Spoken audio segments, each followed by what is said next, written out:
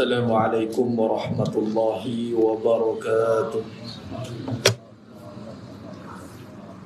Bismillahirrahmanirrahim. Innal hamdalillah nahmaduhu wa nasta'inuhu wa nastaghfiruh wa na'udzu billahi min shururi anfusina wa min sayyiati a'malina. May yahdihillahu fala mudilla lahu wa may yudlil fala hadiya lahu. Asyhadu an la ilaha illallah wahdahu la syarika lah wa asyhadu anna Muhammadan abduhu wa rasuluh. Allahumma salli ala sayyidina Muhammad wa ala ali sayyidina Muhammad. Rabbi yasir wa la tu'assir, Rabbi tammim bil khair. Rabbi shrah li sadri wa yassir li amri wa hlul 'uqdatam min lisani yafqahu qawli. Allahumma aftah alaina hikmataka wa anshur alaina min khazaini rahmatika ya arhamar rahimin. Wallahu alladhi la ilaha illa huwa alimul ghaibi wasyahada huwal rahmanur rahim. Wallahu alladhi la ilaha illa huwal malikul quddus الملك القدوس السلام المؤمن المهيمن العزيز الجبار المتكبر سبحان الله عما يشركون هو الله الخالق البارئ المصور له الأسماء الحسنى يسبح له ما في السماوات والأرض وهو العزيز الحكيم. ولا حول ولا قوة إلا بالله العلي العظيم. ولا منجا من الله إلا إليه. أما بعد أيها المؤمنون اتقوا الله usikum wa iyaya bittaqwallah faqad fazal muttaqun. Sidang jemaah yang dimuliakan Allah Subhanahu wa taala, mudah-mudahan kita semua tergolong dalam golongan hamba-hambanya yang benar-benar bersyukur. Amin ya rabbal alamin. Nabi SAW mengajarkan kita doa yang ringkas tetapi membawa maksud dan makna yang luas berkaitan tentang syukur, yang mana perlu kita berulang-ulang diingatkan. Kalau kita benar orang beriman, maka pengulangan ataupun peringatan berulang kali tiada menjadi masalah. Fazakir fa inna dzikra tanfa'ul mu'minin. Malah kalau dengar ulang kali menunjukkan kalau disuka dengar, maksudnya lunak hatinya, wajilat qulubuhum, seronok nak dengar banyak kali. Terutama sifat syukur yang menjadi indikator ataupun menjadi ukuran, tanda aras sama ada kita hari ini mendapat nikmat dalam hidup atau tidak. Maka Nabi SAW mulakan dengan doa minta pertolongan jemaah sekalian. Allahumma a'inni ala zikrika wa syukrika wa husni ibadati. Ringkas doanya tetapi maknanya cukup luas. Yang pertama tentang isti'anah, pertolongan. Pertolongan ni kalau kita lihat dalam terjemahan kehidupan sebut pertolongan ni perkara yang dalam kecemasan, tolong, mayday, minta tolong. Tolong. Dia tak ada minta dah, tolong saja dah. Tolong. Dia tak ada minta tolong. Boleh juga dah gabung, tak masalah. Tapi tolong tu bermaksud satu keadaan yang sangat, kalau kita gambarkan situasi boleh dalam gambaran pelbagai, tetapi kita boleh terjemahkan suatu perkara yang sangat kita perlukan. Maka Nabi SAW meletakkan perkara yang sangat kita perlukan dalam pertolongan dalam hidup kita ni jemaah sekalian. Itulah pertama, ingat kepada Allah. Ala zikrika. Kerana apa jemaah sekalian? Kerana ingat ni bersalahan dengan diri kita. Kita ni nasia, lupa. Dan perkara yang paling mudah untuk lupa adalah lupa Allah. Kenapa paling mudah nak lupa Allah? Kerana ianya perkara yang tidak zahir di mata kepala kita. Dan yang paling ghaibul ghaib, sifat yang mana hari ini perlukan kepada penjelasan iman yang jelas untuk melihat akan tanda-tanda kebesaran Allah. Kalaulah tidak kerana iman, hari ini kita melihat benda ni benda sajalah. Tak adalah kita ingat kepada pencipta. Maka bayangkan nak ingat Allah itu satu pertolongan yang besar. Sebab makhluk yang kita lihat alam benda sekarang ini sepatutnya menjadi asbab untuk kita ingat Khalik. Sebab benda tidak jadi sendiri. Makhluk tidak boleh berdiri sendiri, tidak tiba-tiba ada. Mana mungkin manusia boleh kufur kepada Allah? Sepatutnya kaifa takfuruna billahi wa kuntum amwat. Makna kata ingat ini bila tidak mencapai maksud ingat, maka tak capailah maksud syukur. Bila syukur tidak tercapai pada maksudnya, maka ibadah itu tidak akan menjadi ibadah yang baik. Wa husni ibadatik itu tidak mencapai ibadatnya hasanah. Kerana kita lakukan ibadat bukan sebab ingat Allah. Kerana kita ingat kepada selainnya tanpa kita sedar. Sebab tu kita kena ulang berkali-kali. Mudah-mudahan minta. Sebab tu Nabi SAW mengajarkan, meletakkan syukur ini dengan pertolongan yang mesti kita hayati sebaik-baiknya.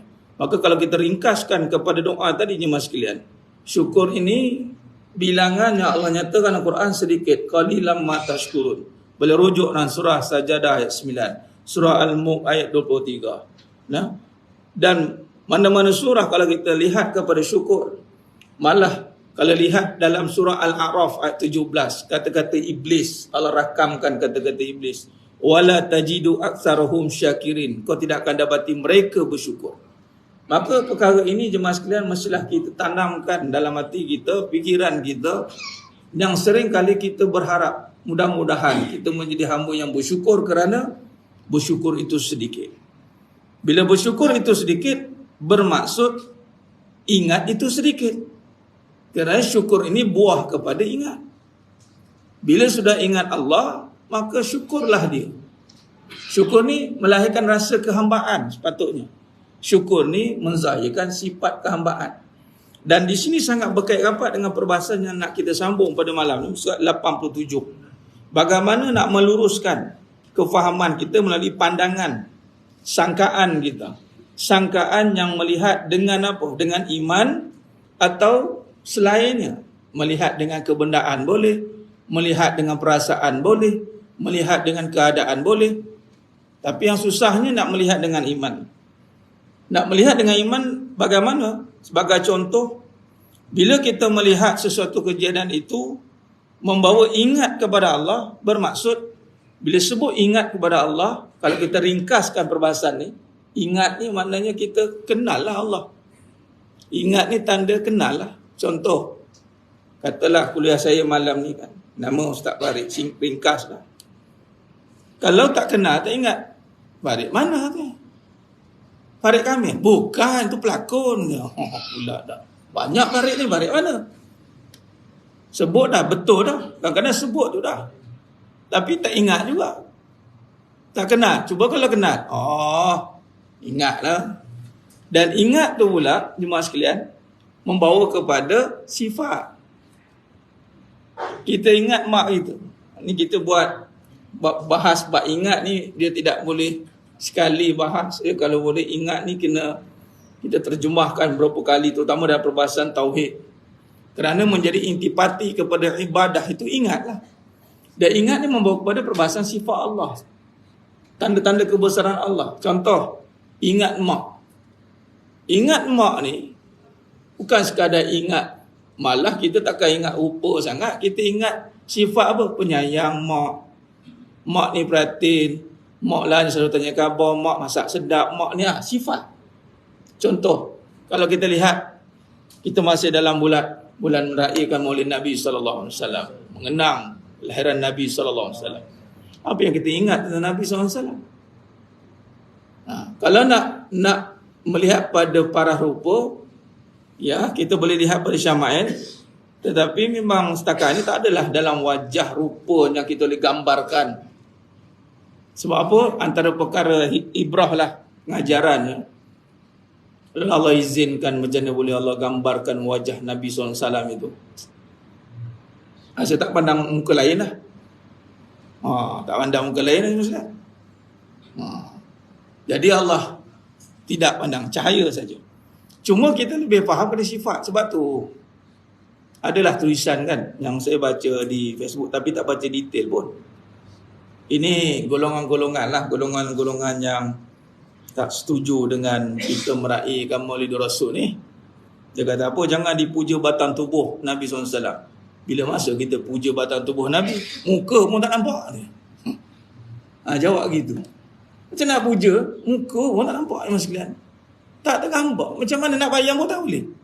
Walaupun dalam Syama'il tu kita boleh alis mata Nabi, bentuk muka, mata Nabi, pipi Nabi, kulit Nabi merah-merah kan, dada Nabi bidang, Nabi jalan seperti menurun bukit. Tapi kita nak banding dengan siapa ni sekalian? Tak terbanding lah. Kalau lihat wajah Nabi SAW nak dibandingkan bulan, rembulan, cantik lagi Nabi pada rembulan. Jadi tak terbanding. Jadi bila masa kita puja tubuh, batang tubuh Nabi, ada dia tulis gitu. Tu kalau kena kat saya jawab gitu dia. Bila masa kita puji batang tubuh, muka pun tak ada. Lain ada letak muka, kita letak depan tu. Tu ya tasyabuh kan, lebih kurang macam golongan-golongan kafir contoh kan. Letak gambar yang dah meninggal, letak pula rebet ke apa kan.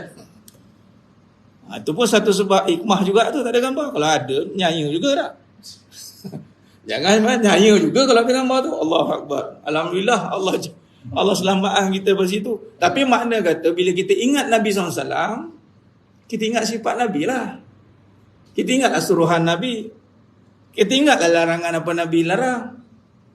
Itu sebenarnya ingat yang sebenar. Membawa kepada terjemah perbuatan. Baik, kalau ingat Allah, ini lagi pun cerita, lagilah laisa kamitslihi syai'. Lagi tak boleh nak bentukkan apa-apa. Jadi yang kita nak ingat itu adalah suruhannya, larangannya. Tengok saja makhluk, kita ingat suruhan Allah pun. Allah jadikan dunia. Apa Allah suruh pada dunia ni? Suruh taat. Bukan suruh sibuk dengan dunia. Sampai datang masjid pun payah. Contoh kan. Sibuklah tak? Sibuklah. Apa menyibuk? Sibuk ke menyibuk? Banyak menyibuk ya. Lihat dunia, ingat sifat. Apa? Pertama, sifat Allah yang Maha berkuasa. Allah boleh hancurkan dunia bila-bila masa. Kan? Tengok dunia dengan sifat kebesaran Allah. Bermula dunia itu tiada. Dah ada ni? Ada dengan sifat dunia ke? Mana ada dengan sifat dunia? Dunia sifat tiada. Kalau kita bak dunia lah. Kerana sifat ada milik Allah. Wujud. Mawujud. Yang wujud, yang ada hanya Allah. Dah, yang ada semua ni diadakan. Bila kata semua ni sebenarnya menterjemahkan kuasa Allah. Allah cakap dalam Quran. Dah, kenapa lupa aku? Allah terjemahkan dengan solat. Kalau nak ingat, nak tengok kita ni, lihat dengan iman atau tidak, sudah pasti kita lihat dunia dengan syariat Allah. Bukan dengan cara dunia. Sebab tu jemaah sekalian, kita kalau nak dapat dunia, ni ada gambar rajah ni, gambar orang ni, saya buat ni, anak panah ni, begitu. Ini kita belajar dalam bab fatonah ni mas sekalian. Kita masuk dalam mensyarahkan kehidupan dalam bab fatonah. Fatonah. Sebuah ringkasan gambar ni. Nanti kita akan masuk hakikat masa. Saya buat kesimpulan gambar raja ni. Fatonah ni adalah sifat Nabi yang ketiga. Ni kita sedang membincangkan sifat Nabi. Hakikat kehidupan ni adalah bagaimana nak menterjemahkan sifat wajib bagi Nabi SAW kepada kehidupan kita. Sifat tu daripada Nabi SAW. Tapi kerana kita beriman dengan Nabi SAW, beriman dengan sifatnya. Ini sifat Nabi bijaksana, fatonah. Kita susun sidik amanah fatonah tablik soft. Dalam pengajian hakikat kehidupan, kita telah berijtihad melalui ijtihad almarhum Tuan Guru Datuk Seri Abu Hassan Din Al-Hafiz. Saya selalu ulang perkara ni. Sebab jumhur umum kita dok faham sidik amanah tablik fatonah sat. Fatonah last sekali. Ni perbahasan ni fatonah nombor 3.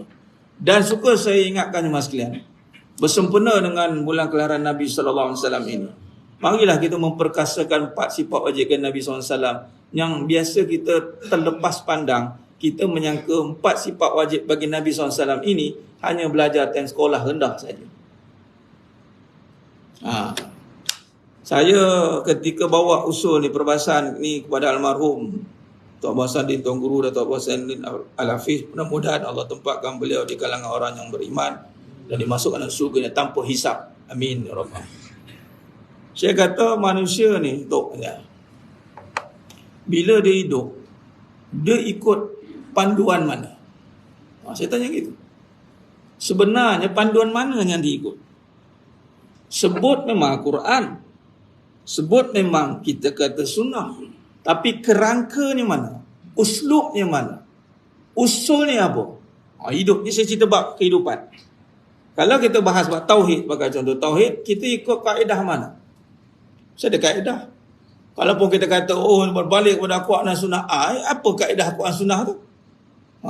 Kamu berkaedah apa? Mesti ada kaedah ada. Salah ke, khalaf ke? Kalau dia kata gitu kan, mesti ada kaedah ada. Baru ada panduan. Maka kalau kata hidup kita nak selari dengan Nabi SAW, nak ikut Nabi jadikan sebagai jalan ataupun panduan hidup, ikut Nabi SAW, kita pun kata ikut sunnah Nabi SAW. Ya? Sunnah itu aturan. Sunnah dalam perkataan kalau kita lihat aturan. Lagilah pemahaman aturan itu sepatutnya memahami tentang sistem.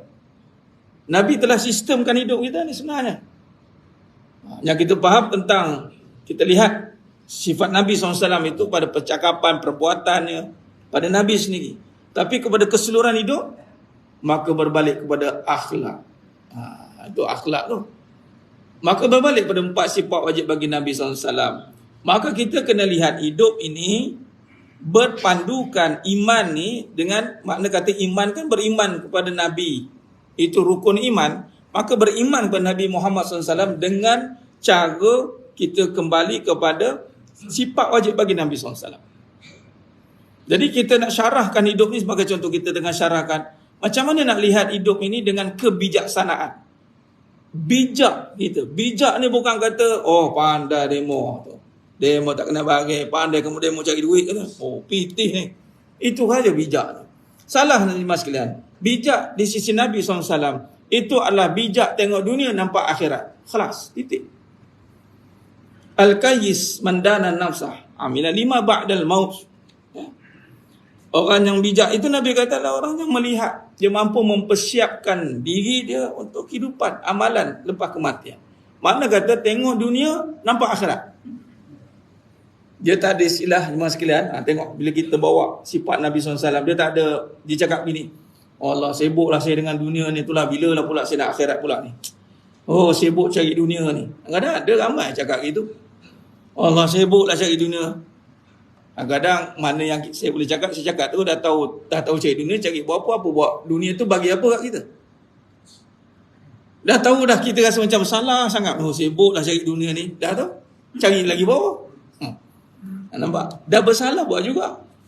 Patutnya kita tak ada dua pandangan jemaah sekalian. Orang bijak ni, dia telah menyatukan pandangan. Contoh, bila tengok dengan lihat, sebab ni bila sebut tentang fatonah, dia melibatkan penglihatan dan fahaman. Kita ada dua mata. Dua mata. Adakah bila ada dua mata, kita ada dua pandangan? Tak tahu. Kok lah tuan-tuan tengah tengok kiri kanan. Tak tahu. Ustaz, mata kiri saya nampak lain ni, mata kanan saya nampak lain ni. Tak ada. Tak bermakna ada dua biji mata kita sekarang ni, ada dua pandangan, tengah-tengah ada bodoh. Tak ada. Dan ini yang Dajjal tengah nak buat. Dan Iblis ketuanya. Dia akan blurkan salah satu pandangan. Ada orang dia buat macam ni. Dia panggil wulu, melampau, kata dunia ni ini semua haram. Haram terus kata.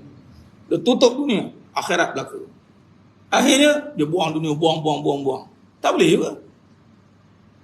Last sekali dia tutup akhirat pula. Payah fikir akhirat ni, dunia dululah. Tutup pula sebelah. Dunia pula tak boleh pula. Nak dunia saja pun tak boleh, nak akhirat saja pun tak boleh. Sekali nak cerita macam mana? Nak dua-dua Ustaz. Okay, kalau dua-dua, yang mana menguasai? Kalau nak dunia dan akhirat, dia tak boleh sama rata tu. Dia tak boleh sama rata. Sebab dunia tu kecil. Kul mata'ud dunya qalil. Walal akhiratu khairul liman ittaqa.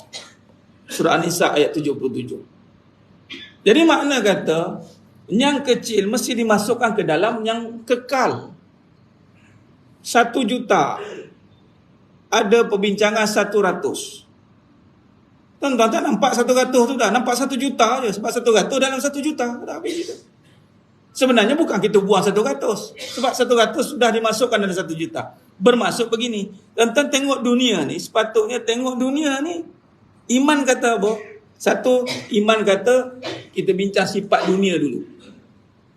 Sifat dunia, iman kata dunia bermula tak ada. Kata iman kata lah tu. Macam mana dunia bermula tak ada? Sebab kita belajar sifat Allah kan. Bermulanya ada itu Allah, bermula ada tanpa ada permulaan. Wal awwal wal akhir wal zahir wal batin. Dah.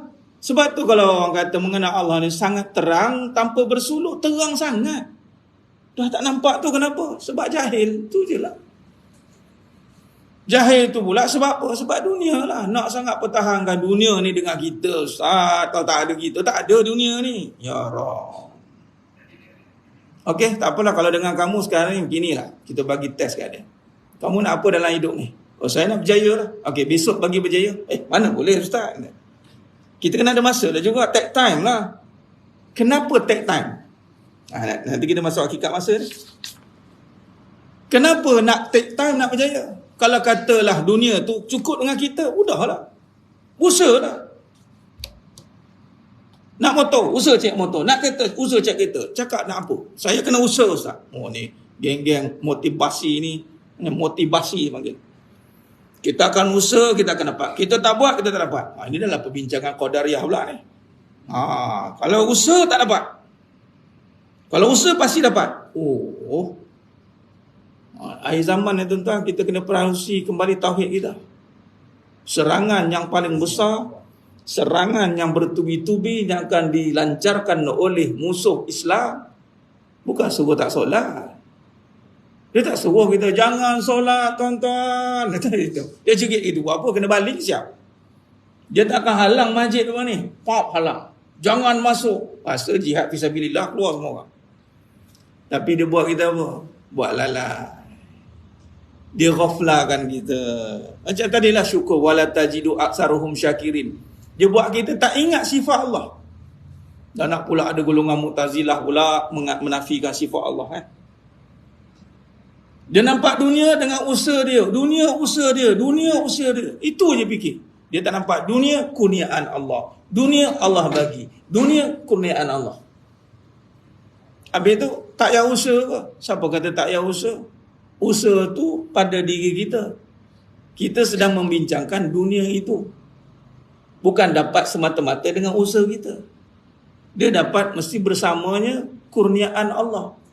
Berapa ramai yang berusaha pun tak dapat. Itu masuknya, itu yang berbalik take time tadi. Sebab itu datang, bila kita dapat, orang yang tak dapat, jangan kita rasa megah pula. Sebab kita dapat, bukan sebab kita ada kelebihan. Kita dapat sebab Allah bagi. Itu sajalah. Allah tarik bila-bila masa je. Bila dia rasa dia hebat, Allah tarik nanti. Macam Qarun. Kita ni sebab Nabi SAW saja. Sebab Nabi dah doa dah minta Allah jangan turunkan bala pada umat. Tangguhkan. Allah perkenan. Kalau takkan Nabi lah doa di masjid ijabah tu.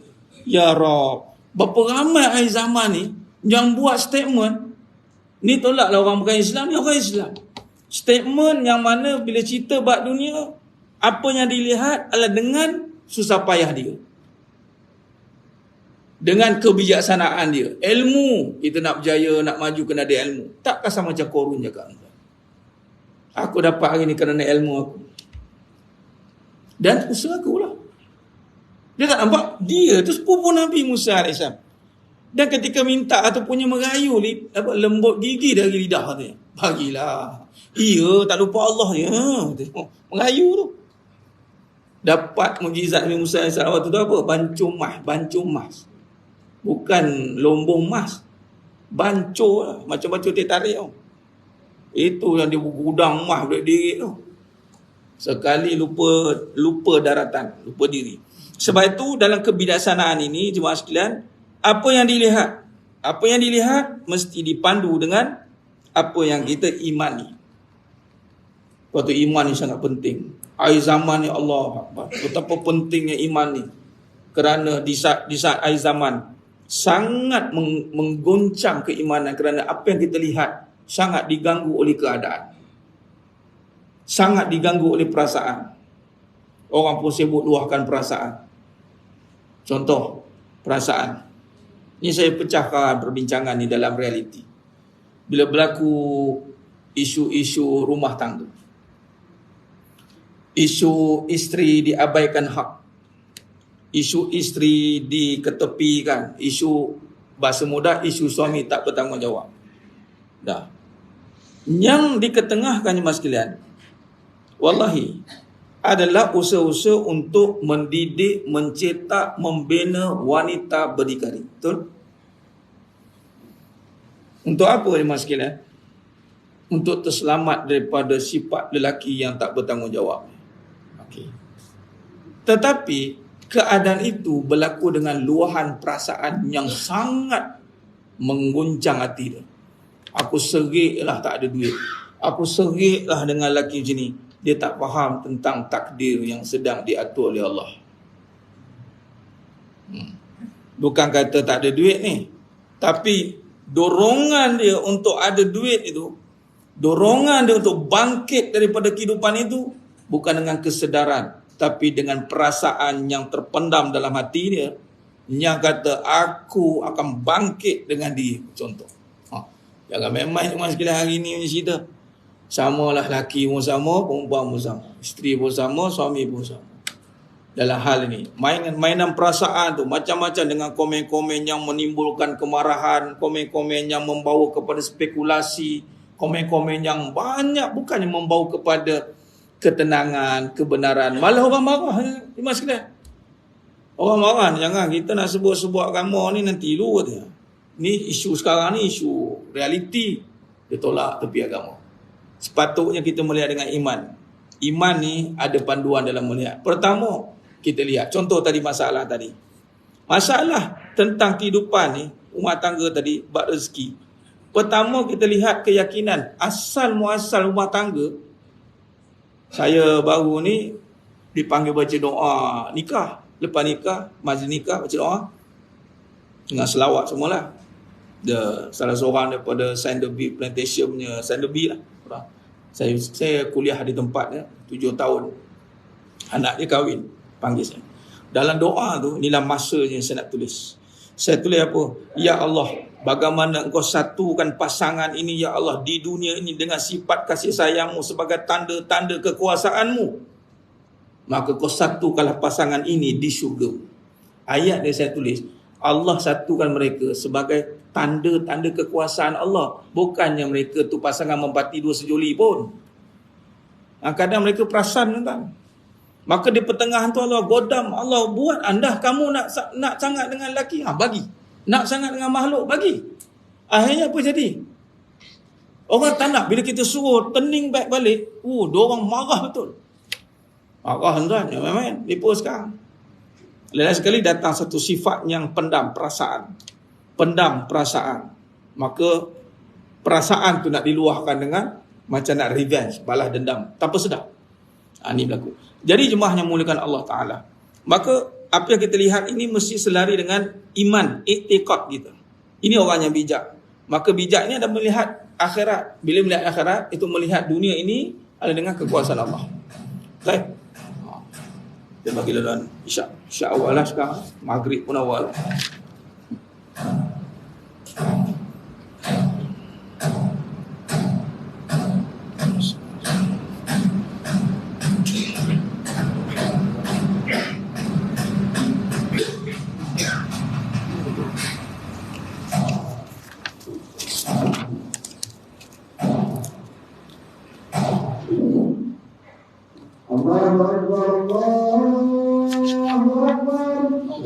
Allahu Akbar, Allahu Akbar.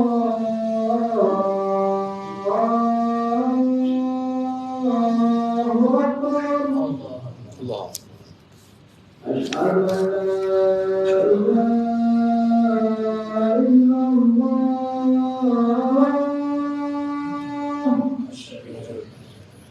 Asyhadu an la ilaha illallah.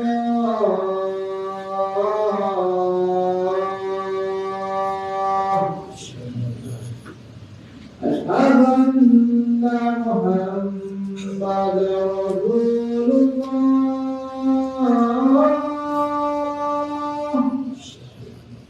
Asyhadu anna Muhammadar Rasulullah.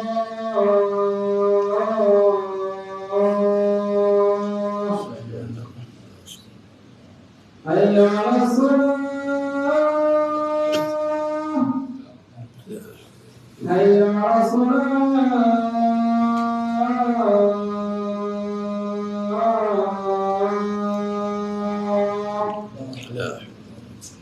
Hayya 'alal falah, hayya 'alal falah.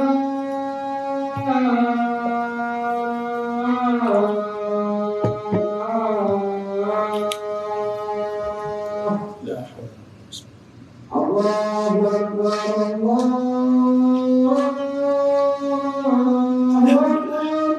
Allah. La ilaha illallah.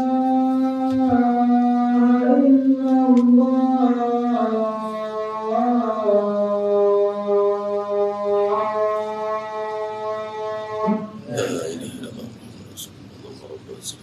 Wassalatu wal ba'as maqam. Laka la Allahumma salli ala sayyidina Muhammad wa ala sayyidina Muhammad. Sedang jemaah yang muliakan Allah SWT. Khair, kita buat kesimpulan, kita sambung dan kita buat kesimpulan. Baik. Bermaksud, maka dalam bab fatonah ni menekankan kita bagaimana sudut pandang kita melihat kejadian, apa pun kejadian, perbuatan, kehidupan, semua ni dia tidak boleh pandang hanya satu arah. Yang ni tengok dengan keduniaan tu tadilah perasaan, tengok dengan keadaan, tengok dengan kebendaan. Tidak dia membawa kepada sifat kekuasaan Allah Ta'ala. Walhal kejadian dunia ini, alam ini, segala apa yang wujud pada alam ini, bukan untuk dibesar-besarkan ceritanya. Tapi yang nak dibesarkan itu adalah tentang kekuasaan Allah. Wa rabbaka fakabbir. Membesarkan Allah. Besar, bagaimana cara? Carilah jalan. Gunakanlah akal yang Allah bagi tu. Macam mana nak besarkan Allah tu ya? Macam mana cara? Datanglah pengajian. Datanglah bagaimana kita merenung. Dia panggil tafakur. Merenung tanda-tanda kebesaran Allah. Ayat ni mesti ada dalam perbahasan kamus hidup kita. Merenung tanda-tanda kebesaran Allah. Ini wujud dalam Al-Quran ni mas sekalian. Dalam surah Ar-Rum ayat 20, 21, 22, 23, 24. Wa min ayatihi, antara tanda-tanda kekuasaan Allah. Macam tadi rumah tangga tadi. Kadang-kadang kemelut tu berlaku, keadaan dunia tu berkecamuk, bercelaru. Cuba lihat bagaimana sebelum Nabi SAW diwahyukan dengan Islam, iman. Apa berlaku dalam hidup sebelum yakni jahiliah? Kan bergaduh, berbunuh, macam-macamlah perangai. Bila jadi aman? Bila lihat kebesaran Allah. Nah, sama juga macam kes tadi rumah tangga tadi, berlaku konflik, berlaku ini. Kerana adalah halangannya. Halangan yang utama yang mesti kita kena akur setiap kerosakan dalam hidup ini. Pergaduhan, perselisihan, semuanya kerana hatinya terhijab pada melihat Allah. Itu nombor satu kena akur. Baik teman-teman. Jadi kesimpulan kalau kita lihat dalam surah 88 ni, di sini bagaimana soalan tadi, bagaimana kita nak mendalami lagi supaya kita melihat dengan kekuasaan Allah. Maka di sini kita akan kaitkan dengan masa. Masa ni nanti kita sambung pembahasan lain. Sebab masa ni kita akan bincang macam ni. Dalam bab ni, kita ada perbahasan nanti, hak waktu, hak dalam waktu. Dan bab masa ni kita akan memahami tentang segala aturan kehidupan dan kehendak Allah ke atas kita. Mudah hanya perbahasan ni macam ni. Kalaulah kata dunia ini datang dengan diri kita, berbalik pada contoh yang saya bagi tadi, kenapa perlukan masa untuk dapat satu perkara? Kalau kata pada diri, tak perlu bincang bab masa. Oh, rasa nak pakai 10,000 dah besok. Oh, besok dapat. Rasa nak pakai, bosan pakai kereta ni, nak pakai Ferrari dah. Besok dapat pakai Ferrari. Kenapa ada buffer? Kenapa ada timing, time frame? Kadang-kadang orang tu kalau nak berjaya 20 tahun, kita bincang dengan dia. Oh, aku berjaya ni, kau senang. Kau tak nampak susah aku, berpuluh tahun aku nak naik. Soalan, kenapa ambil masa? Kerana nak bagi tahu yang menjadikan, yang menghasilkan, yang menguniakan bukan kita, Allah. Khalas. Orang buat jadi tak jadi, usaha jadi tak jadi. Kenapa jadi tak jadi? Sebab yang bagi jadi Allah. Kalau kita usaha bagi jadi, sekali buat jadi. Tu yang Firaun tu jadi Tuhan tu. Ana rabbukumul a'la, sebab dia never fail. Bersin tak ada, sesama tak ada, apa tak ada, nak apa nak semua dapat. Dan sekali Tuhan ni aku gamak ni, ada mengaku Tuhan. Ana rabbukumul a'la lah. Ini kita buat-buat tak jadi, betul melengung. Apa lagi yang tak kena ni? Yang tak kenanya kau nampak kau bagi jadi. Tu saja. Cuba nampak Allah bagi jadi. Cara macam mana tu? Jagalah apa yang Allah suruh. Apa Allah suruh? Allah suruh solat awal waktu. Usahakanlah solat awal waktu. Allah suruh imarahkan masjid. Usahalah imarahkan masjid. Yang pergi usaha sibuk sampai tak boleh nak awal waktu, tak boleh nak imarah masjid tu kenapa? Jawab balik macam itulah. Ni saya tujukan kepada yang bebas kan, yang meniaga kan, dia free time kan, freedom kan. Yang bekerja tertakluk dengan waktu ni ala kulihal. Tapi setakat ni tak adalah kerja sampai mengganggu waktu solat. Setakat ni tak ada ke masuk waktu kerja waktu subuh dia, tak ada kan. Kokoh lah masuk kerja waktu subuh. Cuma terganggulah sikit subuh tu nak pergi kerja kan. Ejah-ejah lah. Balik kerja waktu zuhur dia, tak ada kan. Waktu asar pun tak ada. Waktu zuhur ada lunch, kacau waktu zuhur. Ada ruang pula nak solat tu. Pukul 12 kadang keluar dah. Kadang masuk, kadang lebih banyak menyandar, lebih kenyang makan daripada nak solat awal tu. Contohlah. Tak ada kacau lah waktu solat. Saya tengok sistem waktu kerja pun tak ada mengganggu waktu solat. Kalau yang bekerja lah. Kalau meniaga, lagilah. Yang meniaga, siapa nak ganggu dia? Tak ada siapa. So, apa alasan nak bagi kat Allah Ta'ala? Bagi yang kita cerita bab yang umum lah. Melainkan kalau ada halangan yang khusus, itu lain. Baik, jemaah sekalian. InsyaAllah kita sambung pada sidang kata. Wallahu alam, itu saja. Mohon ampun maaf daripada saya, tak kekurangan. Takkan saya kata kurang bicara dalam penyampaian. Hanya Allah Ta'ala saja yang mampu menyempurnakan perbahasan kita pada malam yang penuh barakah. Sehingga kita bertemu lagi pada sidang akan datang. Aqulu qali hadza wa astaghfirullahalazim wa lakum wa bila taufiq wal hidayah. Wassalamualaikum warahmatullahi wabarakatuh. Kita tangguh dengan tasbih kafarah dan suratul Asr. Subhanakallahumma wa bihamdik, asyhadu an la ilaha illa anta astaghfiruka wa atubu ilaik. Bismillahirrahmanirrahim. Wal 'asr. Innal insana fi khusr illa alladziina aamanu wa 'amilus salihati wa tawassaw bil haqqi wa tawassaw bis sabr. Wallahu a'lam bisawab. Takbir. Allahu akbar.